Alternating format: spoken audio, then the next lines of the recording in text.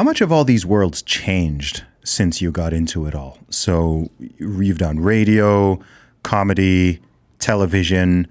I mean, talking about things happening back in the 80s or the 90s, these industries and the Overton window within them was, I imagine, in a very different place to where it is now. So what have you yourself seen over the course of those few decades? How have you seen it change?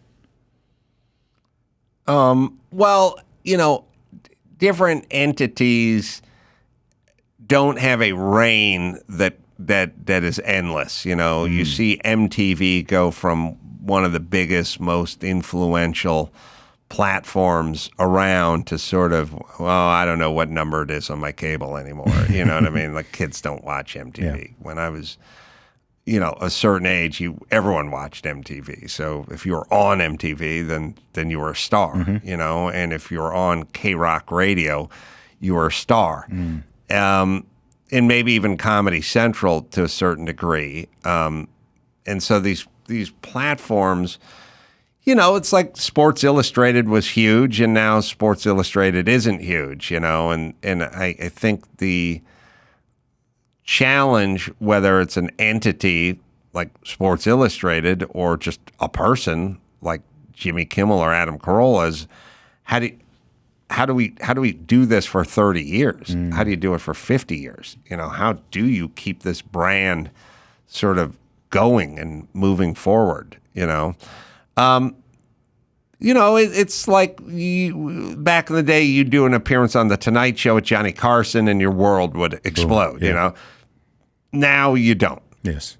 Do you think that's overall better now that people have, it's more democratic in a way, that people can go out there, whether you're a comedian, a musician, any type of entertainer or even entrepreneur, you can go out and create your own lane and your own platform. It could be a podcast, it could be a YouTube channel, it could be social media, whatever it is. Do you think that it's now, rather than having those sort of specific gatekeepers, do you think that it's now a better time to be an entertainer?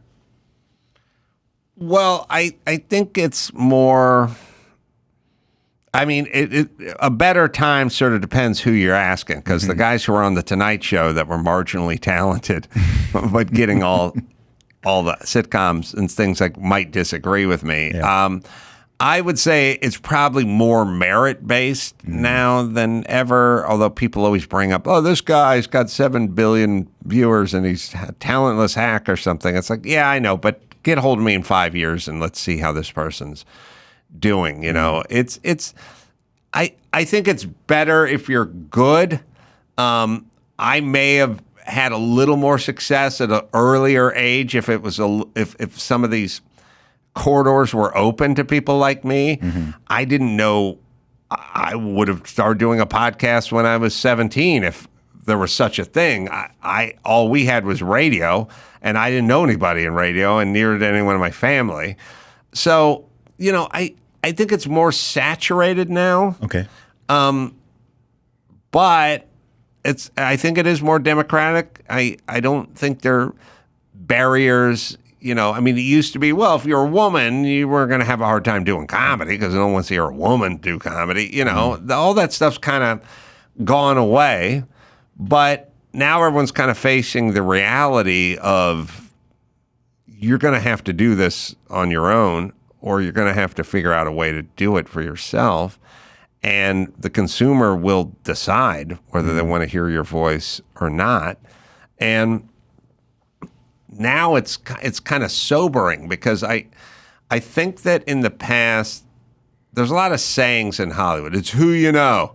It's who you know. It's luck. It's a combination of luck and who you know, which back to the victim mentality, you just go ahead and pawn off your lack of success on some happenstance or not knowing the right people. So it was always about knowing the right people, who you know and stuff. And that's always going to be a characteristic of almost any business. There is going to be an element of networking and who you know, and coming out and taking unpopular stances about COVID and things like that are not going to help push your career along. I'm here to tell you. But there isn't a bunch of gatekeepers between you and the audience. Yes. Now.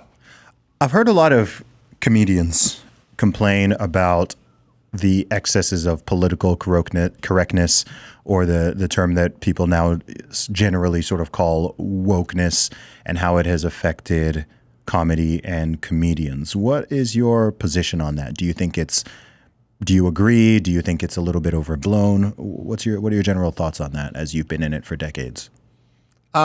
It's something people who have something to protect tend to try to protect it.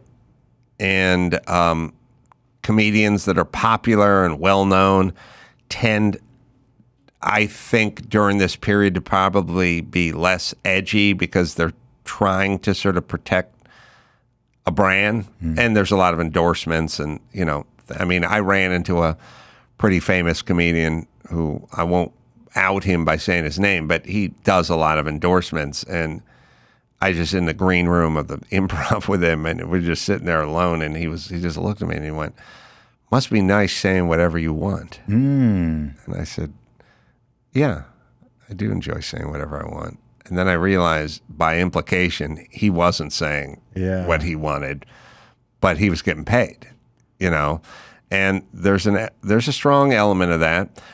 It then also creates a bunch of people at the lower level who don't have anything to lose, who are now rising up fast because they're saying what the rich guys should have been saying, but they're too busy protecting their lead. You know what I mean? So all of a sudden, there's these guys that have come out of nowhere in the last few years that are like, "Oh, this guy's a big name now.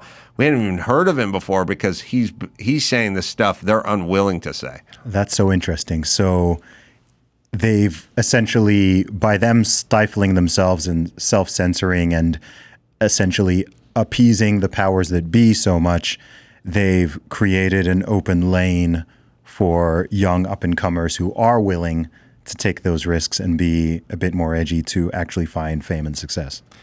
Yeah, in a way, just like they created Tucker Carlson or Joe Rogan or Ben Shapiro. You guys started clamping down in this sort of legacy media world and stuff, and you created these guys that said, you're going to find, you run a oppressive regime and you're going to create some rebels, you know what I mean? And others are not going to go along with it, and some are just going to get shot. But you will create these characters. The French underground didn't exist because it didn't need to exist, and then Germans and Nazis occupied France, and then a French underground existed. That was created because of this other thing. So they are creating sort of simultaneously while trying to police. That's the phenomenon I feel like we're living in right now.